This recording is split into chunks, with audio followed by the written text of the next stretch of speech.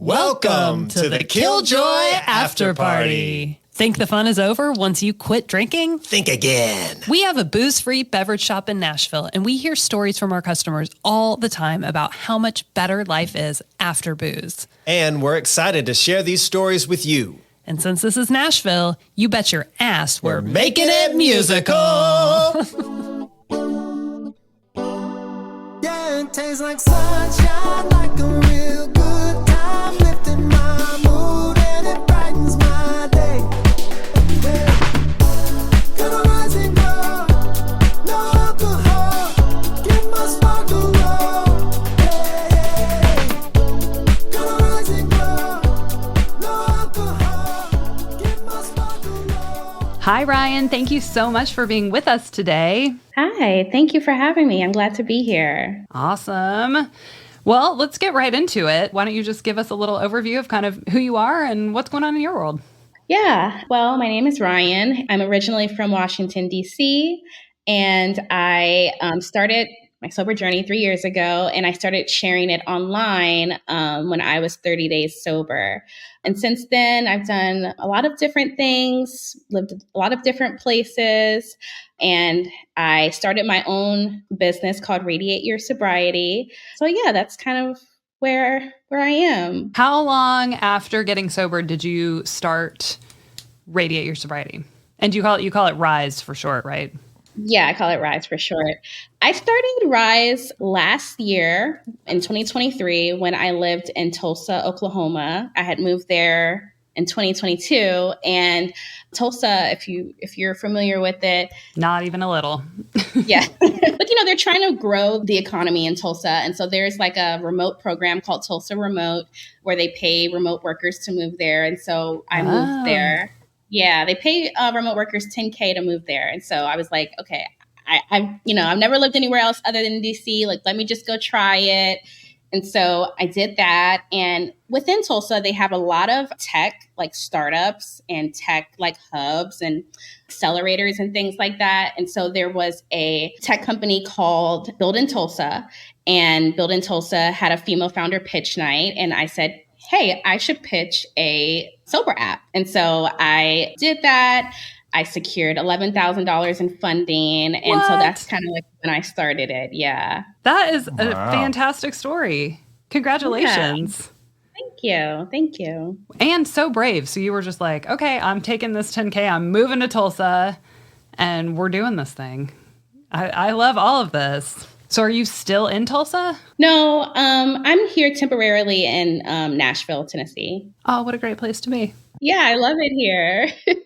You said you've been sober for 3 years, but you started sharing on TikTok like 30 days after you started sobriety. What was kind of the deciding factors that made you want to kind of share your story on social media when, especially that's a platform, people get trolled, people get all kind of hateful comments, kind of what was your impetus behind that? I don't really know, but I know that for a long time, I was posting a lot about my drinking, like, growing up in DC and like becoming an adult in DC is such a boozy culture. So I constantly always posted like drinks and day party stuff and brunch and bottomless mimosas and all that.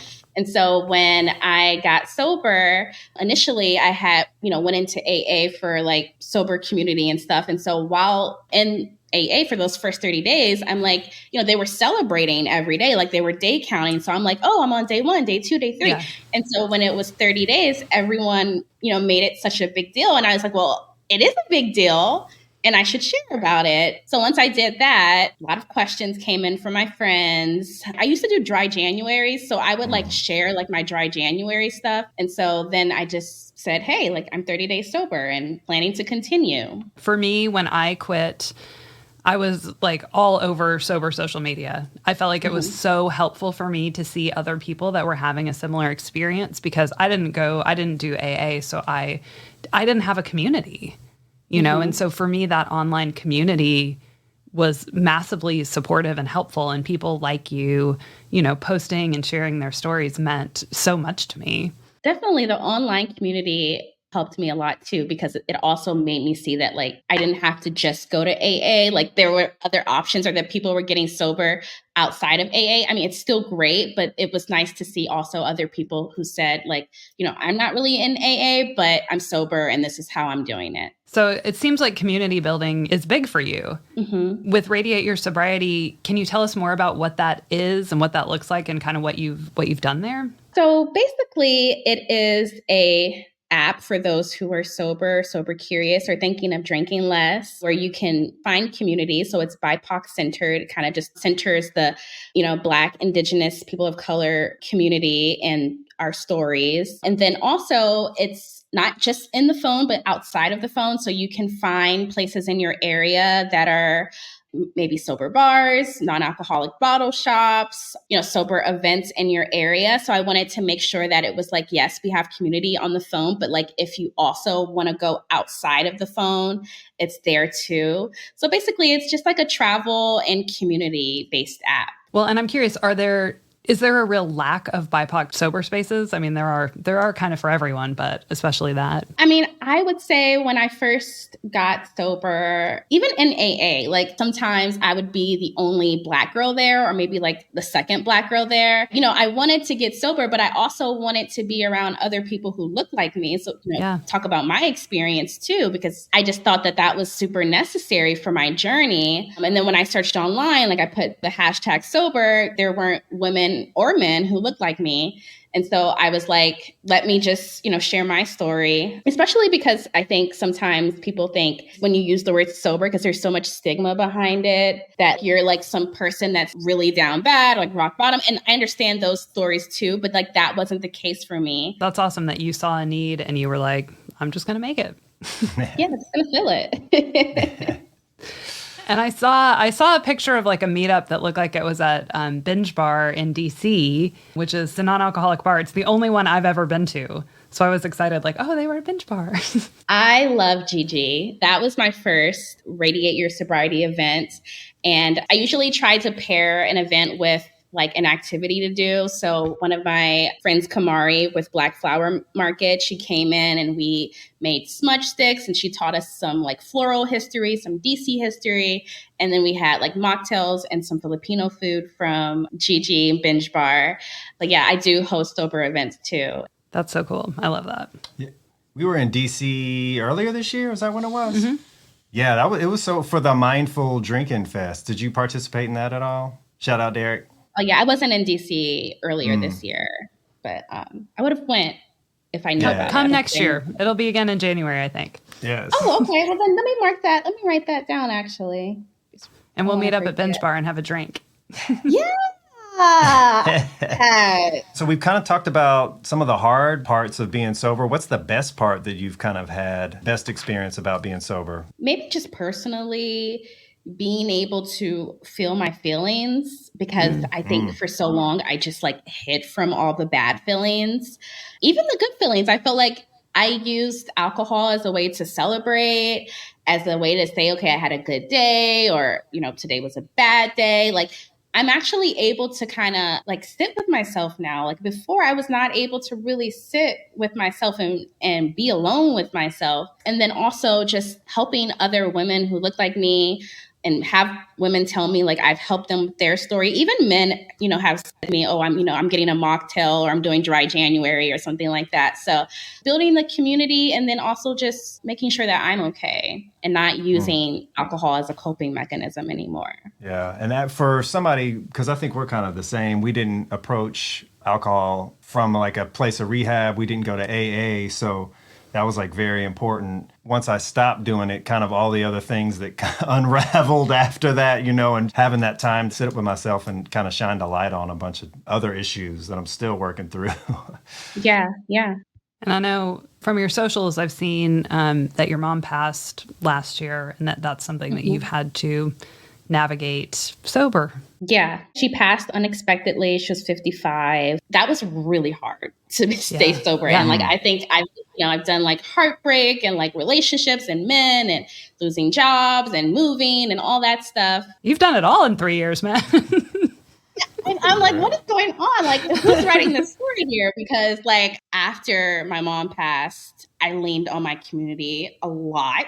A lot, a lot. And I was glad that I had the community before she passed. So that way, like, I could ask for help or I could, tell people. Like, I have straight out like called friends and said, like, I just miss drinking or I just want to get rid of this feeling. I never knew anything about grief other than like, okay, you go to the funeral, you're sad at the funeral, but like what happens afterwards?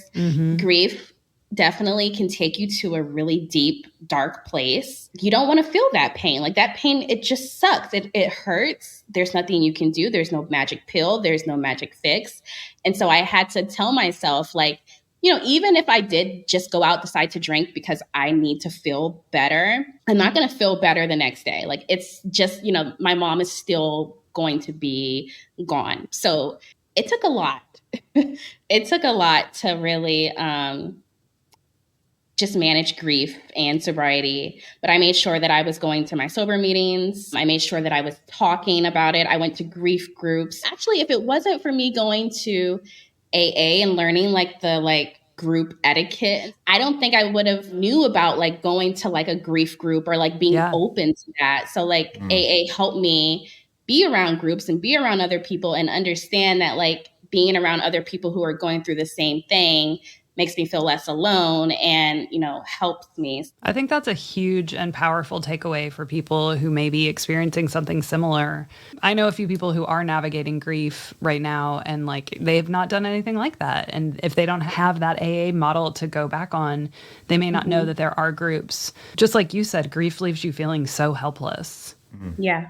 What can you do when it's just, you're just crushingly sad and it takes away your kind of capacity to think straight and just lead a normal life. But knowing that other people are going through that and having a moderator or a counselor or someone to help you through it, that's, wow. You are impressive.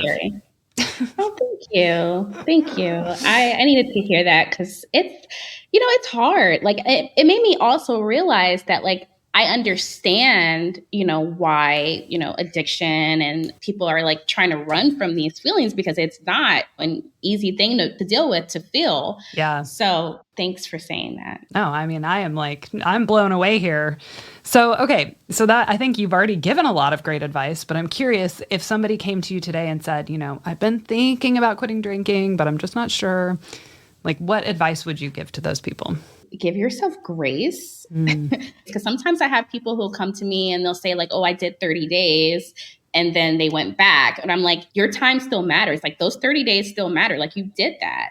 So I'd say give yourself grace. And then also like, if it's helpful to like track your progress, because I tracked my progress on the I Am Sober app. And I also like celebrated small milestones, 30 days or 60 days or a day or whatever. Like it was helpful for me. Even like going out to like my first party or like my first networking event or my first date without drinking. Like those are things that I celebrated too. So celebrate yourself, give yourself grace, and also like find a community. Like if you really need help or like tell your friends, I'm thinking of not drinking. I would love for you to support me on the journey. It seems to me that people are becoming much more understanding of this whole thing now. Maybe 3 years ago, 4 years ago when I quit drinking, it was the same. People were like, but you're coming back around, right? Like this is what we do together. Was kind of confusing for people. How many people did you have to kind of shed from your life? Did you lose any?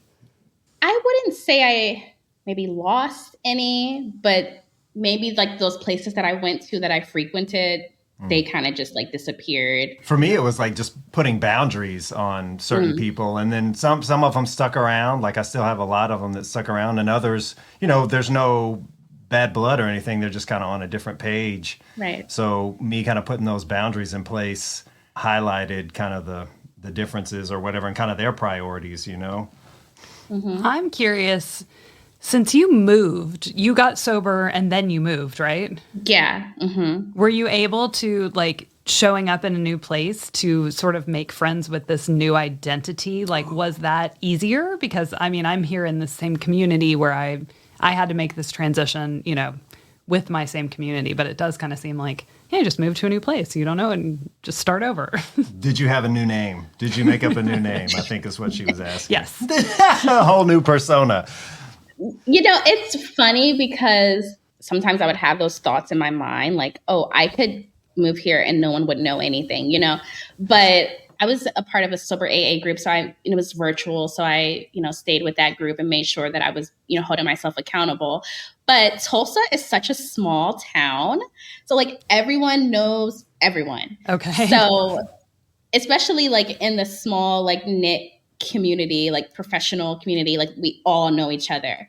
And so when I told people who I was and like that I was sober, it kind of was just like got around, like people were spreading my Instagram and people were asking me questions and giving me business ideas, like all sorts of things. So, I think I went to Tulsa not knowing anyone, and I came out with a lot of friends, like lifelong friends, just more confidence too, like, because that takes a lot. Like I would, use drinking as a way to really like have friendships with people, like go to events and network. And I had to like step out of that and, have some more self-esteem. So it definitely helped with my confidence too. It was scary, but I did it. Once again, I'm just impressed. I'm impressed. So I think you're amazing. Thank you. Yeah, so you've been sober for 3 years. You've gone through a move, probably several relationships. Do you have any like crazy stories of being sober? Like, what are some fun? They can obviously legal things, but it's kind of any crazy or stories illegal. Or illegal. Yeah. I would say maybe some of the craziest things I have done. I've done a lot of solo travel. I love to travel to Mexico by myself. Really? Yeah. I went to Merida, Mexico, and then I caught the bus to another city in Mexico. Habla español? No. No? No. You're crazy, man. Yeah. Google Translator was super helpful.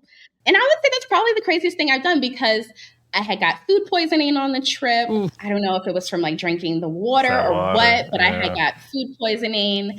But it was fun. Like it was crazy fun. Like, I met so many different people. I met, made connections.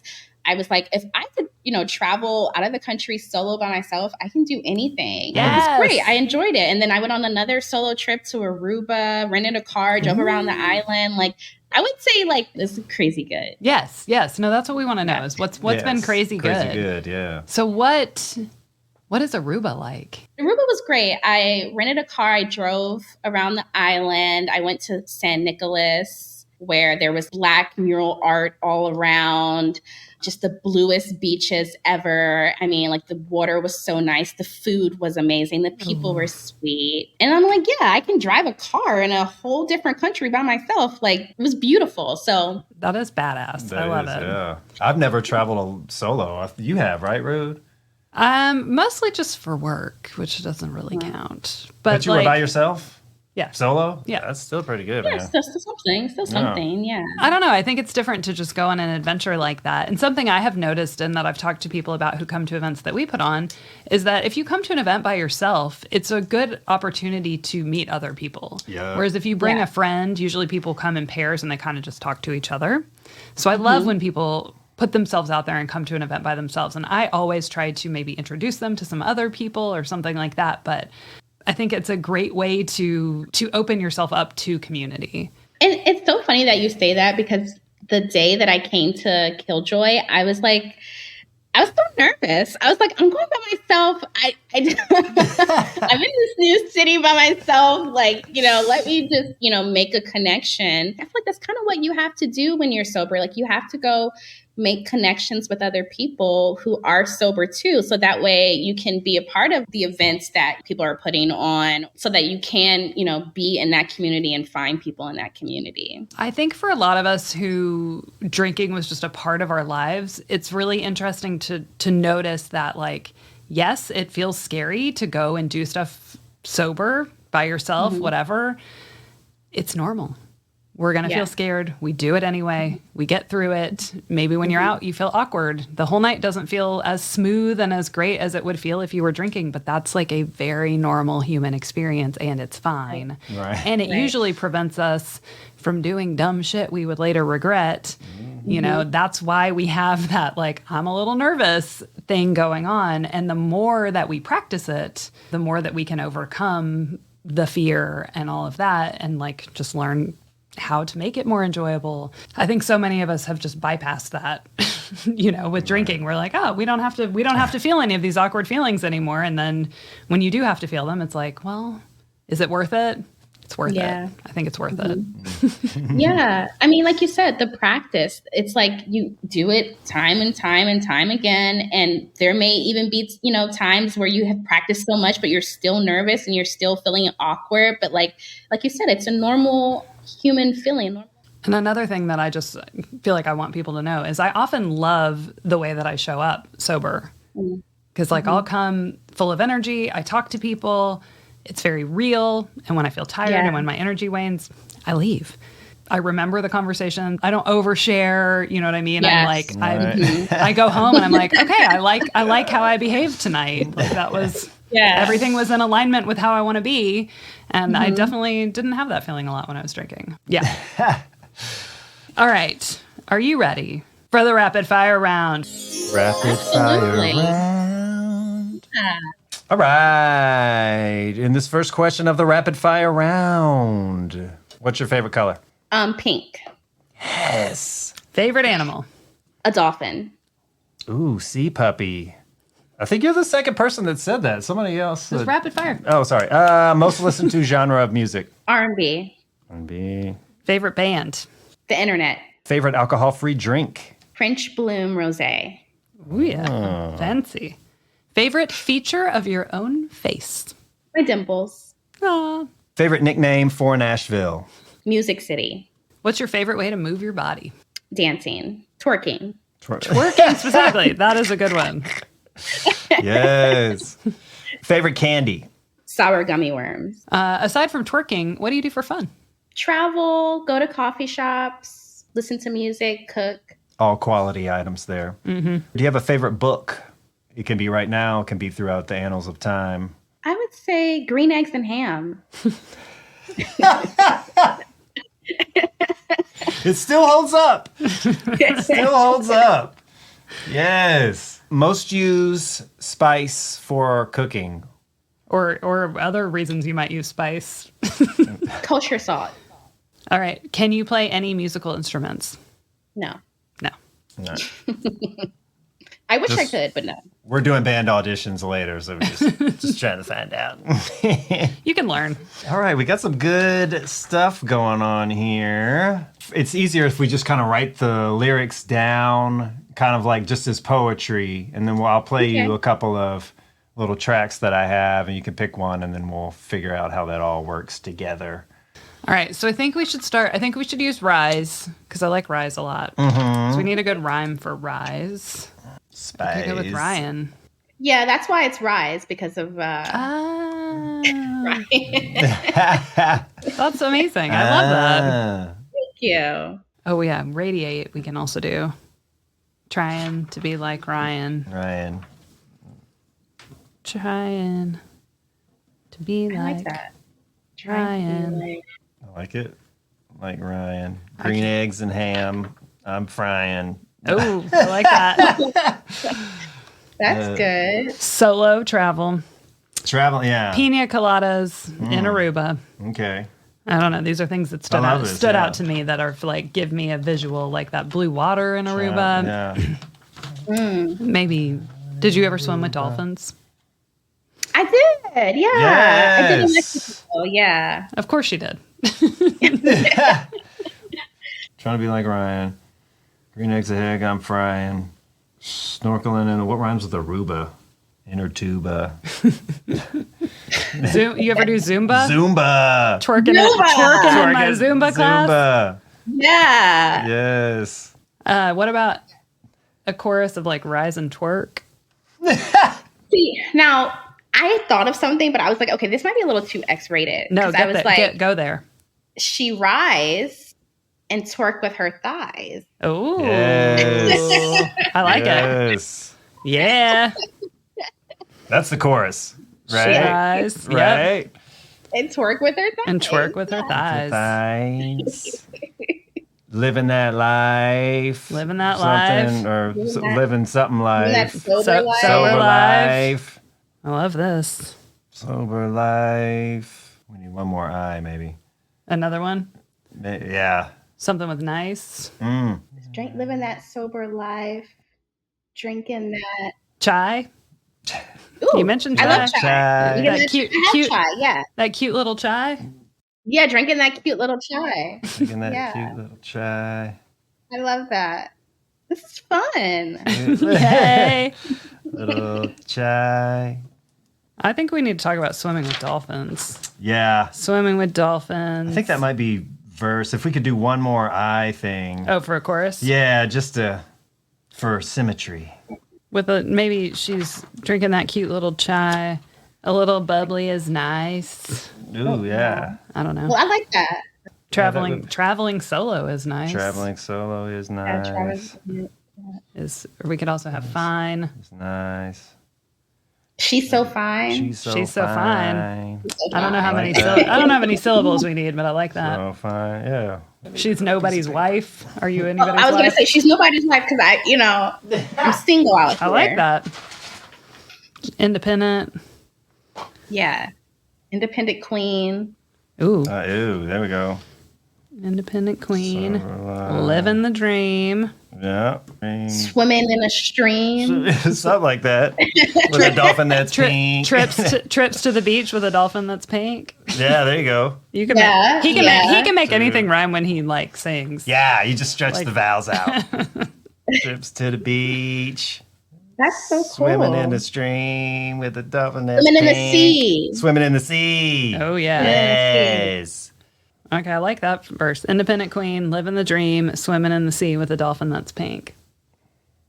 Is that what you got? Yeah. We have the I'm trying to be like Ryan. Because she's vibing.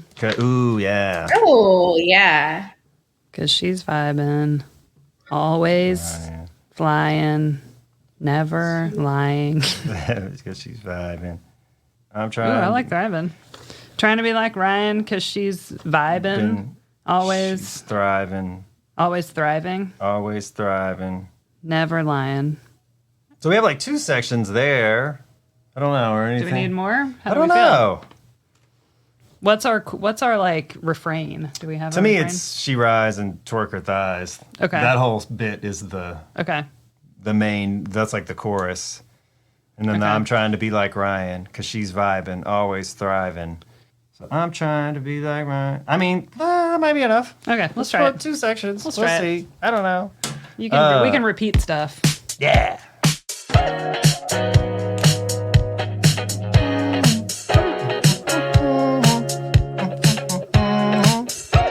She's Ryan. She's Ryan. I'm trying to be like Ryan, cause she's vibing, she's always thriving, never lying, sometimes she's crying, but that's okay, cause she's surviving, she rise and twerk her thighs. Woo! She living that sober life, that sober life, that sober life, she rise and twerk her thighs. She's living that sober life, yeah. She's an independent queen, living that dream, swimming in the sea like a dolphin that's pink. Yeah, she living in the queen, yeah, living that dream. She's swimming in the sea like a dolphin that's pink. She rise and twerk her thighs. Da-da-ba. She's living that sober life, yeah. She's an independent queen, living that dream, swimming in the sea like a dolphin that's pink. No, I'm just kidding. I didn't want to stop it. I didn't want It to was stop it. fun. That was great. Yay! That was fun. Y'all are good. Yeah. Fun. Yeah. Good job. Digital high five. Yeah. All right. Well, now you've got your theme song. Yeah. Yes. Like So- for real, I'm like, I need to wake up and hear that so I can I don't know, for some reason that just gave me like a boost of confidence. Yes. Yes. That's what we're here for. Because you're amazing. Right? Seriously. Yes. Who are you guys? Thank you. Well, thank you so much for being a guest on our show and for sharing your story with us today. We had a blast talking to you, and we hope to see you around soon. Yeah, of course. I'm going to have to come to some of your events while I'm still here. Yeah, so come hang.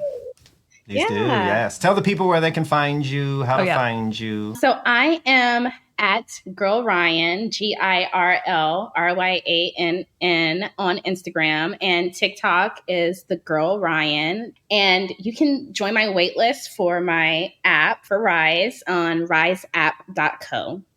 And how do you spell Rise? RYS. So RYSAPP.co.